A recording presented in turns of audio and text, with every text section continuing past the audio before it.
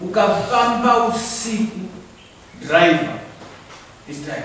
akanotaura namambo ini kuti zvakangoda kungoitwa ipata ukafamba usiku patori dangerous wakusvika ipapo unotosangana nevanhu vari kuita sakunamata asi vari kuita sewakaungana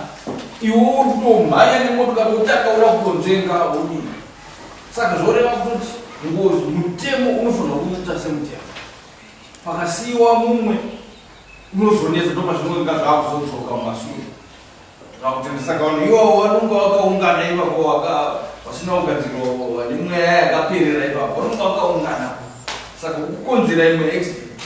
sezvati kungoedza moti kana masikati iwo tsaga guru roti iyoyo pese pana chikukura ndakambotuma ini ndikauya kupolisi ndikaenda kuami ndikaenda kupinda mambo ndii ndakaita roti iyoyo ndanzi itai zvinofanira kuti zviitwe akauya wakati sakana nhasi vamwe vari kuchema kuti ishe honai roti yenyu yashaka ndakaita 2017 andakaita roti yanga yangoti nyarara this time yasi saka usiriasi wacho tosvika kuti ndofamba kuti ndongada kufamba nemapepa kwemhuri mapurisa kupi kupisi munhu wepisi wese ndinofamba all department ndinoenda nayo but handingoendi nedzinhano unge itatotanga kushandisa mutemo kuti rodi dzinofanira kuitwa cleansi zvose nemi wacho muri kuona nani ndikazopiwa mapurisa dispo akanga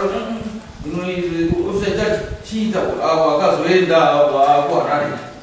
ungani saka ndo wakazondipa mapurisa tikashanda ndinousasafamba netsoka tanga takuenda kumaelection vanzi zvinozoita nepamwe chiita ine motokari ndakufamba chiita ine tsoka dzangu ndichitomuka izvo saka zvinokosha izvo upoika hii ndikazvita